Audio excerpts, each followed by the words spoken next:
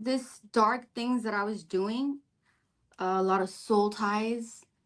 Uh, What is that? Can you explain to the people yeah, watching what soul tie is? soul ties. So soul ties is when you tie yourself with somebody. It could be a friend, it could be a partner. There's good soul ties and there's bad soul ties. And I had a lot of bad soul ties because I was hanging around with a lot of bad people, a lot of wicked people.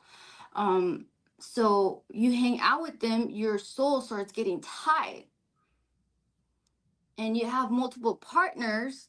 Because I was a mess. I was a hot mess. So before you knew it, it was drug abuse, soul ties, guilt for my brother's passing. It was just everything mixed together that caused me to lose my mind. Hmm. Okay, let's go back a little bit because Mhm. you talk about drug addiction.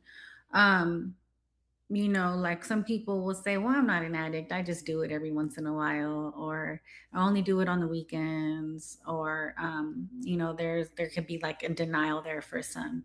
But what did the can you explain to us like what the addiction looked like for you before and after your brother's passing? I was addicted before that because me and my brother would, use together also. So that's why I had a lot of guilt from that. But what did that look like? That looks like, oh, okay, it's just the weekend. Let's just do a little bit of this. And then something crazy happens on the weekend, and your conscience is so loud from what you did that you now needed Friday, Saturday instead of just Saturday. And before you know it, it starts growing, you start adding days. And then you can't be sober, whether it's vaping, smoking, pills, Mhm. everything. If you can't be sober, you're under um influence of a substance or something. So, it could start off with just, oh, here, try this. Before you know it, you're going through something and you want to feel that numbness again. So what did that like you mentioned like your conscience was so loud. Um were you hearing voices in your head? Like was there like a committee in there that was like going back and forth that you just wanted to shut down? Like what was that experience like? I think it was a little bit of everything that caused me to get to that state, and it, escalated because at first it was just a little voice here and there. And then before you know it, it was wicked. It was darkness. Like I had voices in my head, and they would say very evil things, very, very heartbreaking things. And when I would come to people and be like, "Do you guys hear that?" They would look at me like I was crazy.